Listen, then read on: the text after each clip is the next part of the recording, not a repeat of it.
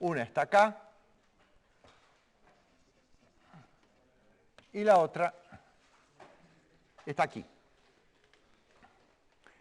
¿Cómo se generaliza la definición? Bueno, la descripción se generaliza así. Si M1 está donde está el vector posición R1 y M2 está caracterizada por un vector posición R2,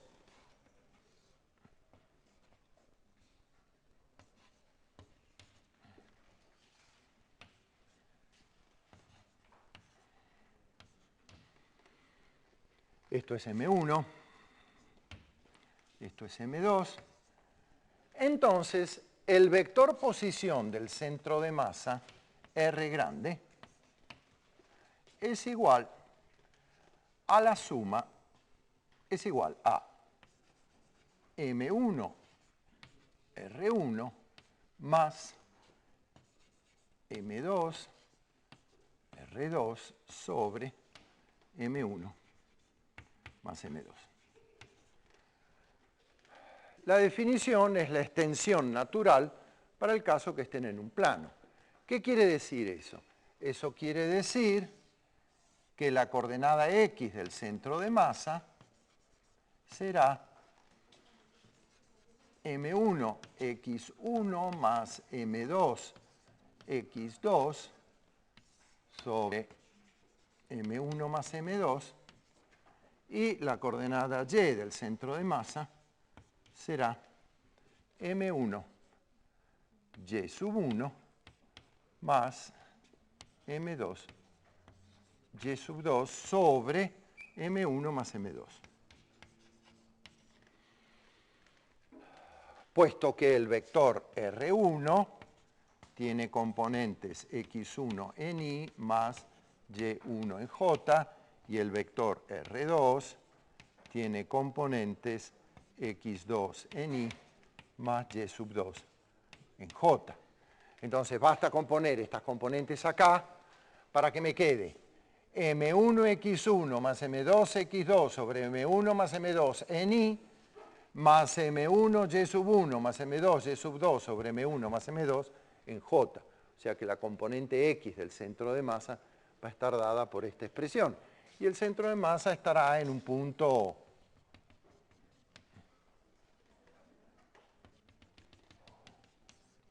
y el centro de masa, no sé, estará por acá. Y este será el vector posición del centro de masa.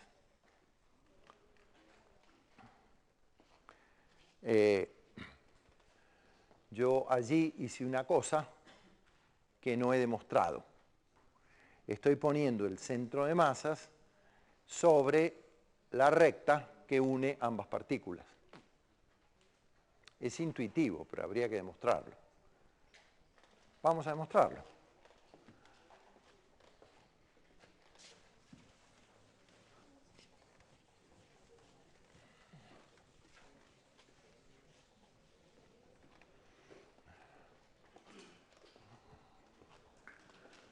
Vamos a demostrarlo. Vamos a mostrar que el vector centro de masa, el vector posición del centro de masa está sobre la recta que une las partículas de masas M1 y M2 que están en los vectores posición R1 y R2. Este R1 está un poco fuera de lugar. Vamos a correr de acá.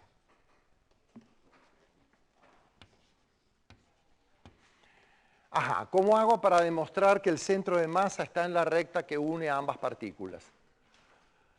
Bueno, en realidad es simple. Lo primero que tengo que hacer es encontrar la ecuación de la recta que pasa por M1 y M2. Y después mostrar que las coordenadas del centro de masa satisfacen la recta.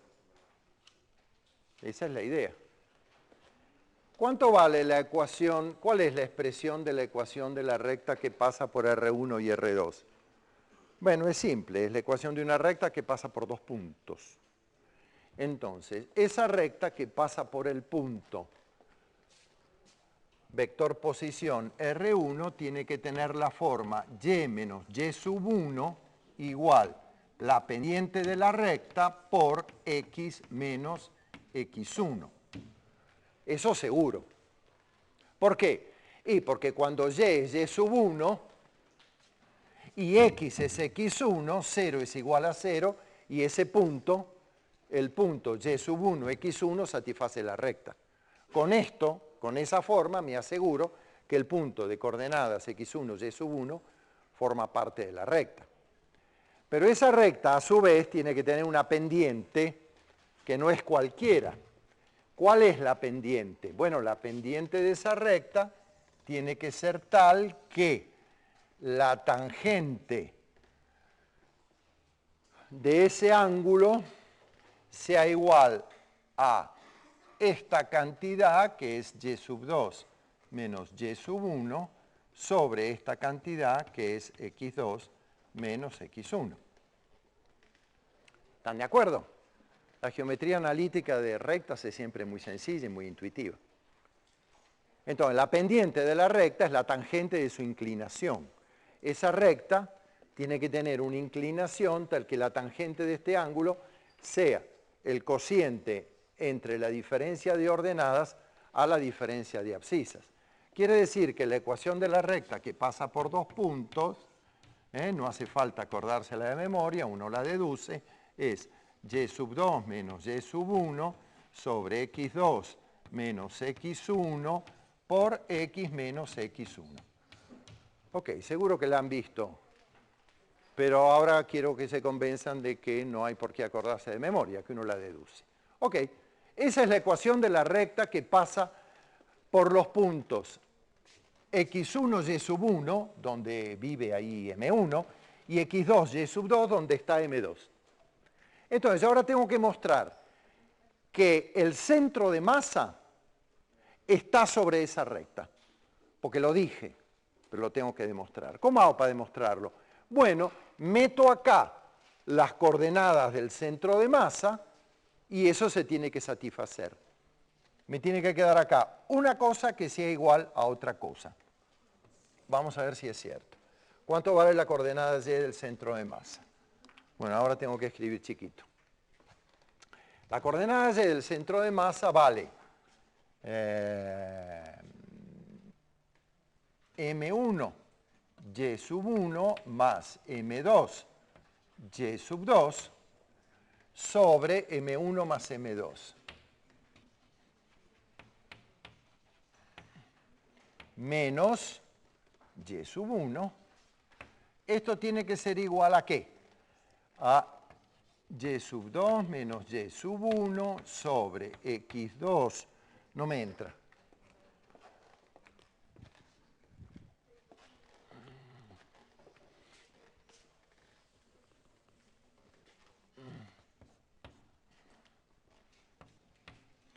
Tiene que ser igual a y sub 2 menos y sub 1 sobre x2 menos x1 multiplicado por la coordenada x del centro de masa, que es m1 x1 más m2 x2 sobre m1 más m2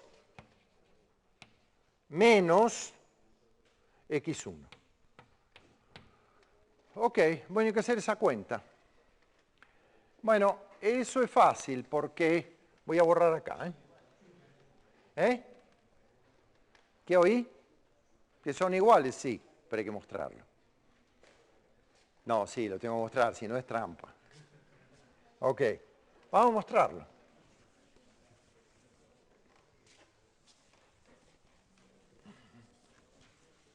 Vamos a mostrarlo, es un álgebra muy elemental. Si paso, miren, si saco denominador común y paso M1 más M2 multiplicando esto, me va a quedar M1Y1 más M2Y2 menos M1Y1, que se va con este, menos M2Y1. Quiere decir que acá me va a quedar M2 por Y2 menos Y1. Ahí me va a quedar M2 por Y sub 2 menos Y sub 1 sobre M1 más M2. Igual. Ahí queda la pendiente, Y2 menos Y1 sobre X2 menos X1. Y ahora hago el mismo truquito, porque me dio buen resultado. Esto, saco denominador común, viene multiplicando acá. Entonces me va a quedar M1 X1 más M2 X2, los dos con signo menos. Este M1 X1 menos M1 X1 se me va a ir. Entonces me va a quedar M2 X2 menos M2 X1. M2 por X2 menos X1. Ajá. Y ahora esto se va con esto. ¿No es cierto? Y un momento, acá me queda un M1 más M2 acá abajo, que me lo comí. Es este, perdón. Es el denominador común de acá, que queda. Ok, entonces, este X2 menos X1 se va con esto. Este M1 más M2 se va con esto. Este M2 por Y2 menos Y1 es igual a M2 por Y2 menos Y1, y entonces me queda que 1 es igual a 1, como todos sabemos. Quiere decir que efectivamente el centro de masa satisface esa recta. Dicho en otros términos, el centro de masa está sobre la línea que une ambas partículas. Siguiendo la definición general, y es que la posición R del centro de masa es M1 R1 más M2 R2 sobre M1 más M2. Posición del centro de masa para dos partículas que están con vectores posición R1 y R2. Me conviene más eso que la primera definición simple de tener las dos partículas sobre uno de los ejes coordenados. Esto es más general. ¿Qué pasa si hay más de dos partículas? Bueno, se generaliza la definición. Recuerden que el centro de masa es un punto en el espacio que tiene la particularidad que todavía no la he dicho. Vengo cocinando el dónde está y después vamos a ver por qué me interesa ese punto. Algo dije que era un punto que se movía dentro del conjunto de partículas que componen el sistema, que era un punto que se movía con un movimiento particularmente simple. Entonces lo estoy buscando porque va a ser un buen indicador de la nube de partículas alrededor de él. Ok. Definición de un centro de masa de un par de partículas. Ahora, ¿qué pasa para muchas partículas? Generalizo la definición. La posición del centro de masa será la suma sobre todas las partículas de la masa por sus vectores posición, desde i igual 1 hasta n, el número de partículas, dividido la suma de las masas, y la suma de las masas va a ser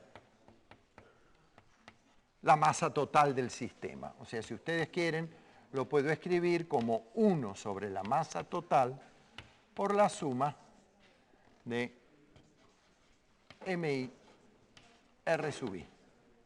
Desde que I es igual a 1 sumando sobre las partículas. Esa es la definición de la posición del centro de masa, lo cual quiere decir que la coordenada X del centro de masa es la suma de MI XI sobre la masa total, y la coordenada Y del centro de masa será la suma de MI Y sub I sobre la masa total. Ok. Así se calcula el centro de masa, la posición del centro de masa, que es lo único que tiene, porque él es una posición en el espacio que depende que depende de las posiciones de las partículas individuales y de las masas individuales. O como se dice comúnmente, depende de la distribución de masa.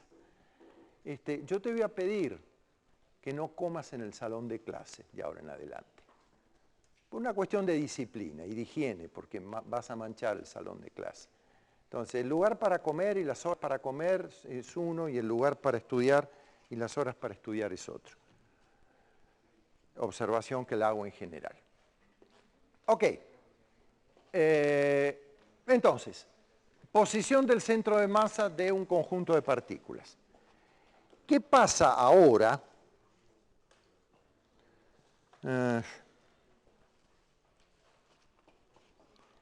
¿Qué pasa ahora si en lugar de tener un conjunto discreto de partículas con posiciones individuales, tengo una distribución de partículas, lo que se llama una distribución continua?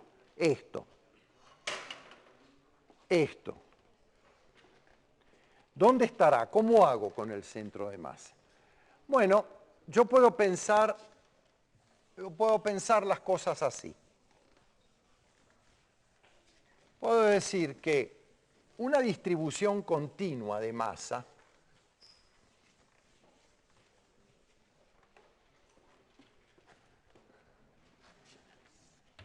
entonces, caso de una distribución continua.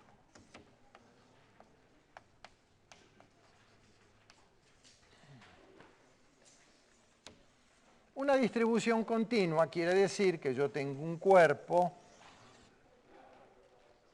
de cualquier forma donde la masa está distribuida dentro del volumen que ocupa el cuerpo. Esa distribución de masa puede ser uniforme,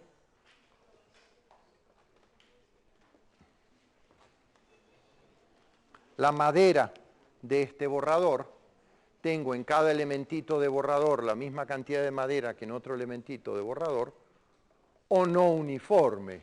Por ejemplo, una botella con líquido no tiene la masa uniformemente distribuida, porque no es lo mismo la cantidad de masa que hay en un elementito de líquido que la cantidad de masa que hay en un elementito de vidrio. Esa es una distribución no uniforme, ¿verdad? Pero para un cuerpo que tiene una distribución cualquiera de masa, yo puedo decir que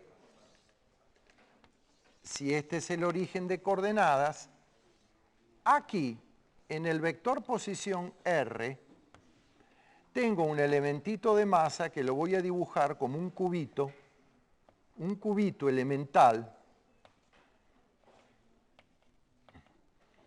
de volumen diferencial V que alberga una masa diferencial M. Una cosa muy común en física, estoy pasando de una distribución discreta ahora a una distribución continua. ¿Qué es lo que me permite hacer eso? El cálculo diferencial integral, y por eso a ustedes se les pide que hagan asignaturas de cálculo diferencial integral, de matemáticas, de análisis matemático, para hacer ese paso. Entonces yo digo, bueno, si mi sistema de partículas es una distribución continua de masa, entonces el vector posición del centro de masas será la suma de las masas multiplicadas por su posición dividido la suma de las masas. Recuerden cuál fue mi definición para un sistema de partículas. La acabo de borrar. ¿Se acuerdan? Cuando dije para un sistema de partículas la posición del centro de masa será la suma de los MI por RI por las posiciones individuales sobre la suma de las masas individuales. Bueno, yo voy a generalizar eso. Yo voy a sumar las masitas individuales por sus posiciones y las voy a sumar. Lo que pasa es que esa suma se va a transformar en otra suma. Se va a transformar en una suma continua, ¿verdad? Esa suma ahora toma este signo, porque es una suma particular de elementos de masa que están en la posición R sobre la suma de los elementos de masa de toda mi distribución. Esa es la nueva definición de la posición del centro de masa. Es la generalización natural para el caso de una distribución continua. El denominador es muy fácil calcularlo, porque la suma de todos los elementos de masa que me va a dar, y me va a dar la masa total que tengo. Y la voy a tener que multiplicar por la integral de los vectores posición de cada elemento de masa. Y esta integral, ¿qué límites llevará? Y los límites que tenga la distribución de masa. Entonces, los límites que tenga la distribución de masa, si la distribución de masa es de volumen, serán los límites que tiene un volumen distribuido en el espacio. O sea que me va a llevar a calcular una integral triple. Pero en la física las integrales triples se calculan con gran facilidad, recurriendo a las condiciones de simetría. Si no hay condiciones de simetría, son igualmente fastidiosas para todo el mundo. Entonces vamos a hacer un ejemplo de cómo se calcula el centro de masa para una distribución continua.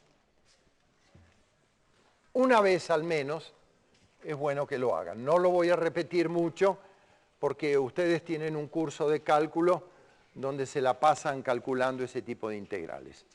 Vamos a hacer un ejemplo. Básicamente porque es muy intuitivo desde el punto de vista físico.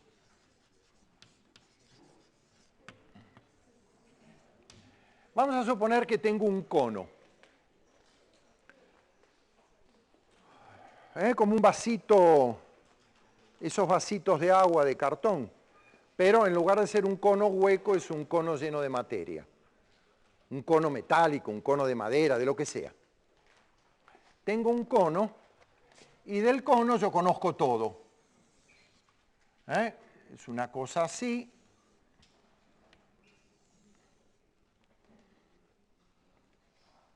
Y lo tengo ubicado de esta manera. Este es el eje X, este es el eje Y, este es el eje Z, y ahí está mi cono. Y cuando digo que conozco todo, digo que tiene altura H, aquí tiene radio R grande, que este ángulo vale alfa, todo lo que ustedes quieran, todo lo del cono. Conozco perfectamente sus dimensiones. Entonces yo tengo que calcular el centro de masa de esta distribución.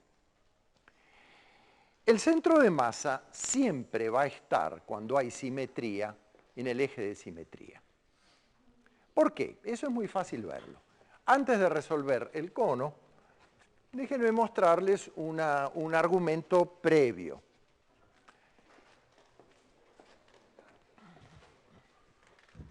Si yo tengo una distribución de masa que es simétrica, por ejemplo esta,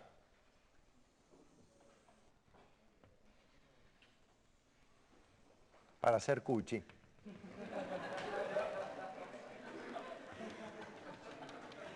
es simétrica respecto a este eje, ¿verdad? Bueno, no me quedo muy simétrico, pero piensen que lo es. Si tengo una distribución de masa así, en algún momento voy a tener que sumar la masa de este elemento de masa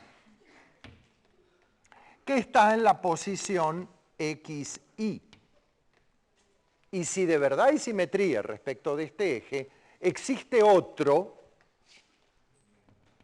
igual que está en la posición menos XY. Existe otro de M en la posición menos XY. Quiere decir que cuando yo venga sumando, masas por posiciones, en algún momento me voy a encontrar con este. Y sumaré el término menos xy por dm.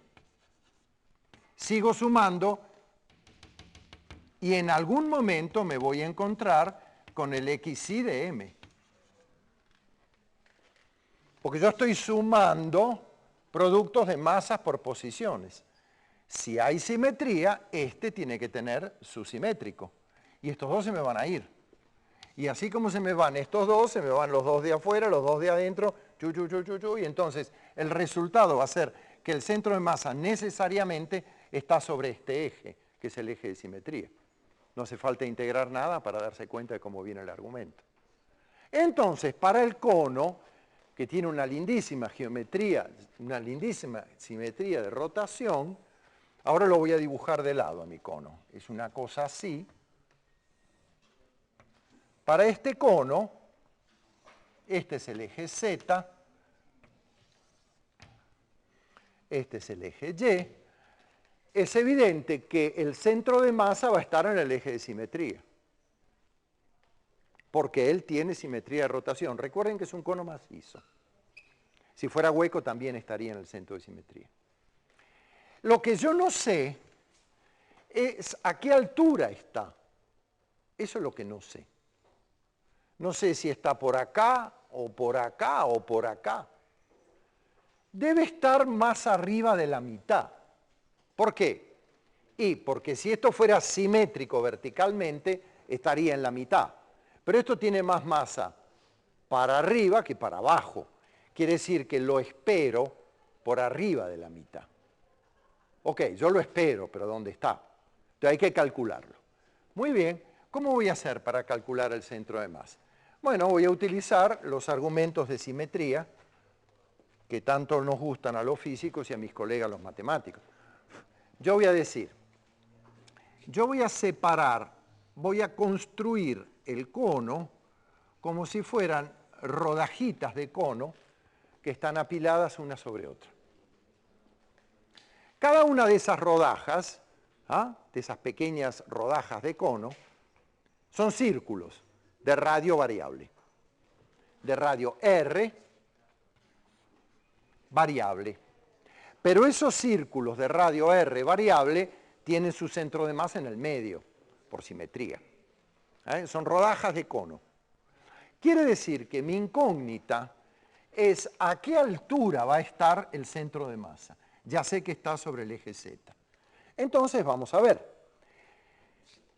La posición Z del centro de masa, o sea, el Z del centro de masa, ¿a qué va a ser igual? Va a ser igual a 1 sobre la masa total, eso ya lo sabemos, por el vector posición de cada una de las masas. Perfecto, pero yo ya sé que ese vector posición es un vector a lo largo del eje Z, no va a tener componentes en las direcciones transversales. De modo que mi integral va a ser elementos de masa multiplicados por la coordenada Z desde que Z va de 0 hasta H. Muy bien. ¿Cómo se hace esa integral? Hay que ver qué es el elemento de masa. Muy bien. Yo ahora voy a definir un parámetro propio del cuerpo, que es la densidad. La densidad es el cociente de la cantidad de masa que hay por unidad de volumen.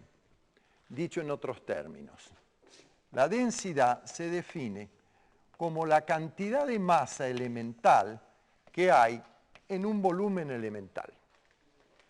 Esto no quiere decir que la densidad sea la derivada de la masa respecto del volumen, porque la masa no es función del volumen.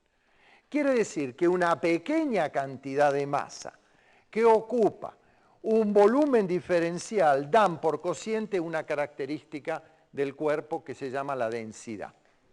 Si el cuerpo es homogéneo esta cosa es la misma en todas partes. O sea, el cociente de masa a volumen es lo mismo en esta región que en esta región.